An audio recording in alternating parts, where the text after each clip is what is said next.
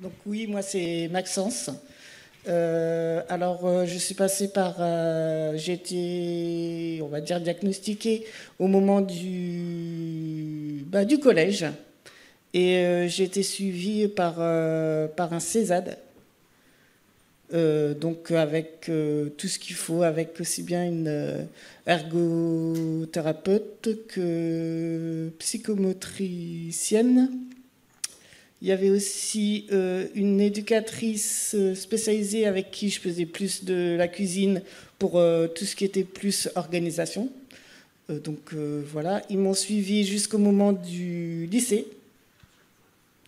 Ensuite, que ça soit au moment du collège qu'au moment du lycée, que j'ai fait toute ma scolarité quoi, sans aide sans AVS, voilà. J'ai réussi à m'en sortir quand même au niveau du scolaire. Sauf que le problème, ça a toujours été après sur le terrain. Le scolaire, j'arrivais toujours à compenser parce que je pense que j'ai une bonne mémorisation. Mais après, sur le terrain, c'était pas du tout la même chose. Et j'arrivais pas à expliquer non plus mon handicap. Alors, ce qui a été déclencheur, c'est bien sûr le fait, à fur et à mesure de faire le dossier RQTH, à un moment donné, ma mère m'a demandé de faire la lettre en elle-même parce que ça doit toujours être accompagné, voilà, d'une lettre. Et c'est en faisant cette lettre que je me suis rendu compte, ah bah oui, tiens. Et puis, c'est un peu ça qui a, à mon avis, été l'élément moteur. Ensuite, j'ai fait un bac pro, un BTS dans le commerce. Ça n'a rien donné de plus parce que j'étais pas assez rapide. J'étais pas assez rapide pour eux. Et il y avait quelque chose qui me déplaisait dans le commerce, c'est que j'aime pas mentir aux personnes. Et puis, c'est mentir aux personnes, réellement, dans le commerce pour moi. Donc, voilà. Après, j'ai fait plusieurs recherches au niveau de l'emploi. J'ai été suivie par plusieurs organismes qui aident à l'emploi. Et depuis quelque temps, j'étais sur le métier de AES, accompagnant éducatif et social, pour être auprès justement des personnes en situation de handicap ou des personnes qui ont besoin d'aide. Donc j'ai passé le diplôme que j'ai pas obtenu parce qu'il n'y avait pas de suivi derrière et parce que les personnes n'ont fait aucun aménagement au niveau des stages, tout ça, c'était hyper compliqué. Ensuite, j'ai été suivie justement par un dispositif d'emploi accompagné qui, voilà, malheureusement c'était peut-être un peu tard. Si c'était au moment de mon diplôme d'AES, je l'aurais peut-être eu, voilà. Mais là, je suis partie pour faire... j'ai commencé depuis 2 semaines un CDDI pour, à la fin, devenir AES aussi. Donc là, c'est plus travailler à domicile. Donc, si c'est travailler à domicile, j'ai déjà remarqué qu'il y avait certaines contraintes, comme du genre les horaires, parce que ça voulait dire être vraiment à... Ça fait partir à 7h30 et ça fait revenir vers 20h, même si on a une pause entre deux, ça fait quand même des gros horaires, des grosses journées.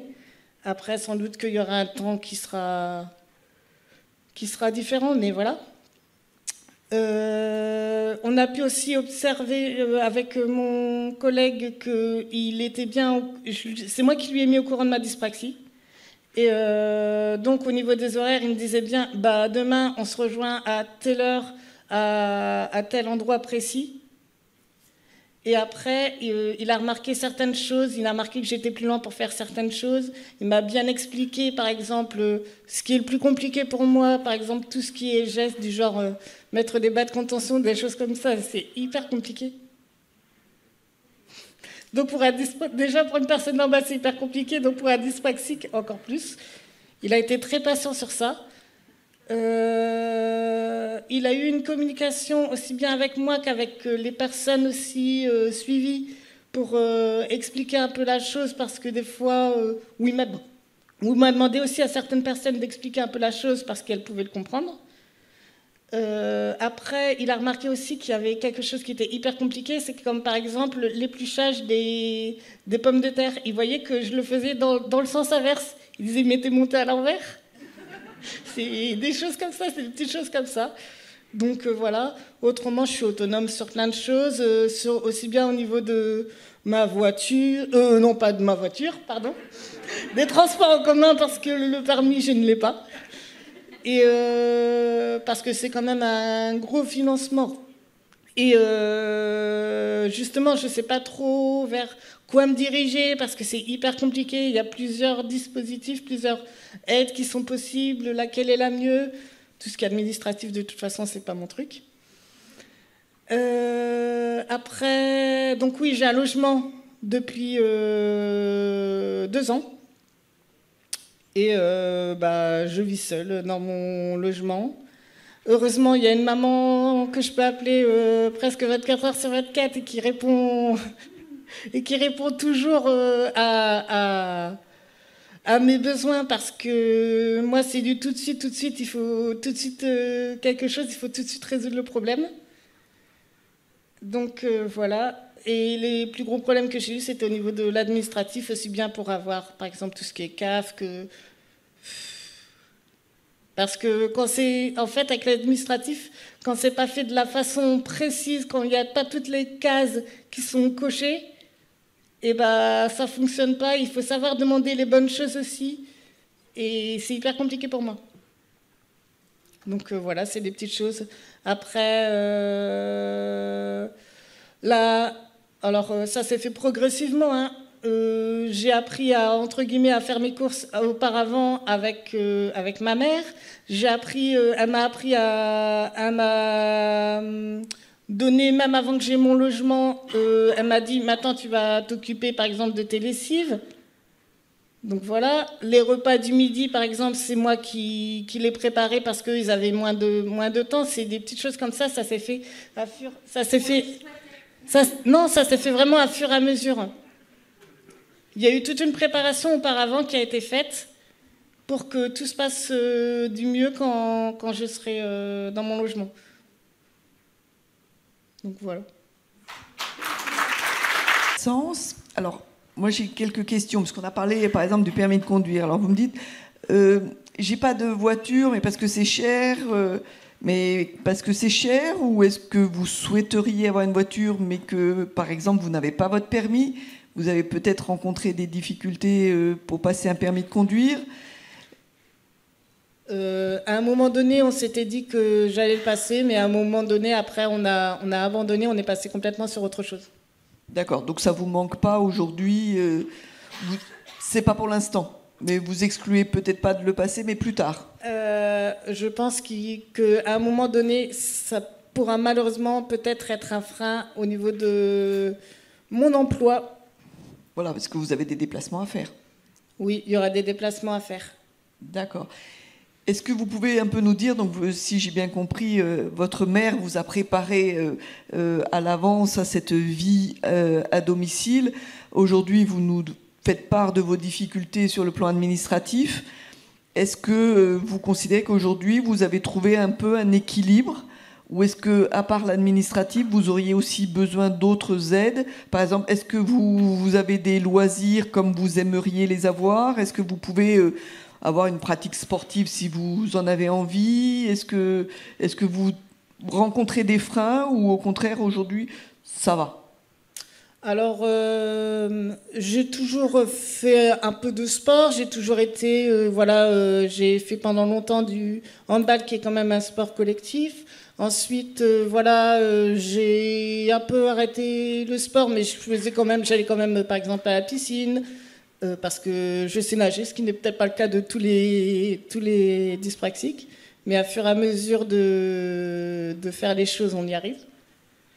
Après, je me déplace beaucoup en vélo, même s'il y a eu quelques petites situations qui étaient, on va dire, un peu délicates, comme du genre rouler sur un pneu crevé ou autrement. Voilà, justement, je pense qu'au niveau du sens, j'ai dû me tromper aussi quelques fois. Il y a certaines choses comme ça qui peuvent arriver. Merci. Valérie, donc vous êtes la mère de Maxence, et ce qui nous intéresse aussi aujourd'hui, c'est qu'on ait une personne qui nous parle en tant qu'aidant. On a parlé du rôle des familles, et donc on pensait que c'était intéressant de pouvoir partager autour du témoignage de Maxence la vision aussi de sa mère, de son rôle d'aidant, aussi de son rôle d'aidant qui continue aujourd'hui, si je comprends bien. Oui, il continue à distance, donc sous perfusion d'un téléphone portable, c'est super. Et effectivement, il marche 24/24. Quoique Maxence a appris aussi à gérer, il sait qu'après une certaine heure, peut-être que c'est pas pertinent d'appeler. Je voulais revenir peut-être sur la situation d'autonomie de Maxence. Actuellement, il est à 1 heure de route de chez nous. Alors, c'est un choix qu'on a fait. Habituellement, dans le parcours d'un jeune, on recherche un travail et puis après, on cherche un logement près du lieu de travail pour que ça soit pratique, tout simplement. Et nous, comme la recherche d'emploi était compliquée, au bout d'un moment, il nous fallait un objectif. Et je sentais bien que Maxence était un petit peu exaspéré de cette situation. Donc on a fait l'inverse. En fin de compte, on a choisi de le mettre en autonomie dans un logement avant d'avoir le travail. Ce qui était un travail en soi. Et je pense que c'est quelque chose auquel, en tant que parent, il faut vraiment anticiper. Parce que ça, c'était vraiment une étape importante. Je crois que Maxence aurait été en difficulté s'il aurait dû cumuler à la fois l'apprentissage d'une situation de travail et l'apprentissage d'une situation d'autonomie seul dans un appartement à gérer les papiers, faire son ménage, manger. Ça aurait été... Tu confirmes, Maxence? Tu veux dire autre chose? Ouais, je disais, au niveau des repas et du ménage, j'avoue, c'est pas trop le top. Après, justement, lors de cette formation-là, c'est bien, on apprend réellement à être structuré, un peu à comment faire son ménage, comment peut-être un peu mieux manger. C'est des choses, voilà, qui me ramèneront toujours quelque chose quand même de positif. Mais au niveau des repas, quand même, c'était quand même beaucoup de, on va dire, de nourriture rapide. Donc, ce qui a fait que j'ai pris peut-être entre 8 et 10 kilos en 1 an. Donc, voilà. Non, moi j'ai trouvé Maxence qui était très très volontaire. Je crois qu'il avait envie de partir de la maison aussi. C'est pas toujours marrant d'être à tourner en rond. Voilà, donc la projection d'un logement, je pense que c'était à refaire l'histoire. Maxence, t'es d'accord avec moi? C'était un truc à faire, ouais. Voilà, donc ça c'est fait. C'est aussi angoissant pour la famille, les aidants. C'est vrai que ça oblige à lâcher prise des fois sur certaines choses. Après, bon, c'est un apprentissage. C'était vraiment quelque chose qui était prévu comme ça. Voilà. Et une petite question, parce qu'on en a parlé quand on s'est rencontrés, enfin par visio, pour préparer cette table ronde. La question du budget, on n'en a pas parlé. Est-ce que vous arrivez justement, parce que c'est quelquefois une difficulté qu'on peut avoir, l'organisation, la planification, est-ce que vous arrivez à vous y retrouver sur vos charges fixes, vos charges, enfin, ce que nous vivons tous les jours comme budget, anticiper un petit peu une plus grosse dépense, ce genre de choses, ou c'est encore un petit peu difficile? C'est quelque chose que j'anticipe pas du tout. D'accord.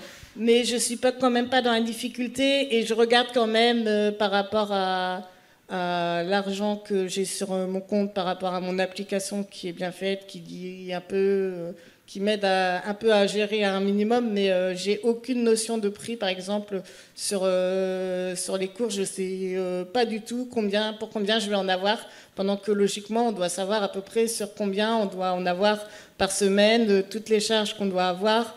Ça, j'en ai aucune idée. On a fait une demande de SAVS qui a été acceptée par la MDPH, puisque c'est une demande qui doit passer par la MDPH.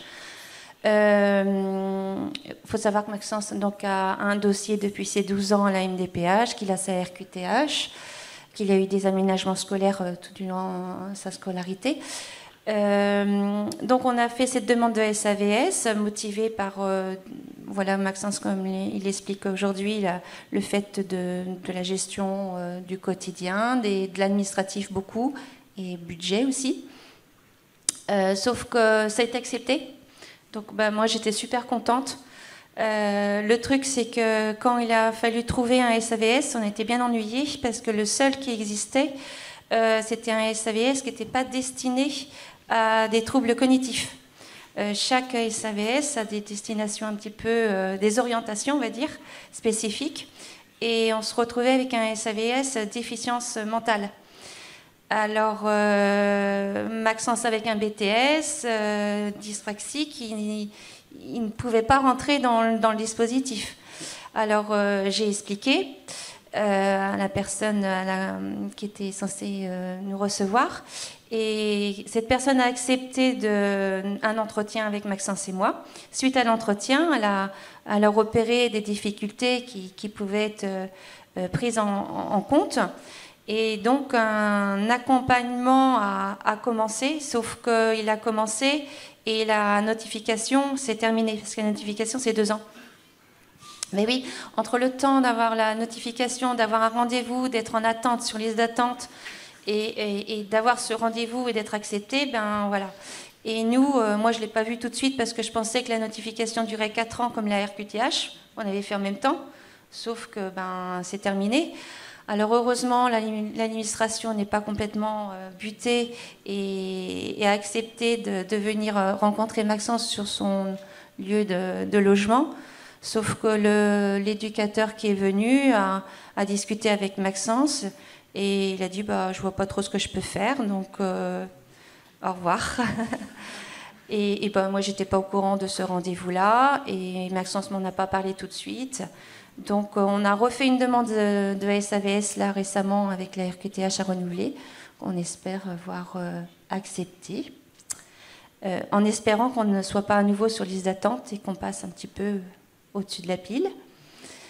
Voilà. Après, dans une difficulté qu'on a rencontrée aussi en étant dans le monde des jeunes adultes, c'était pour refaire ce dossier MDPH, Maxence ayant déménagé, il n'avait plus son médecin traitant.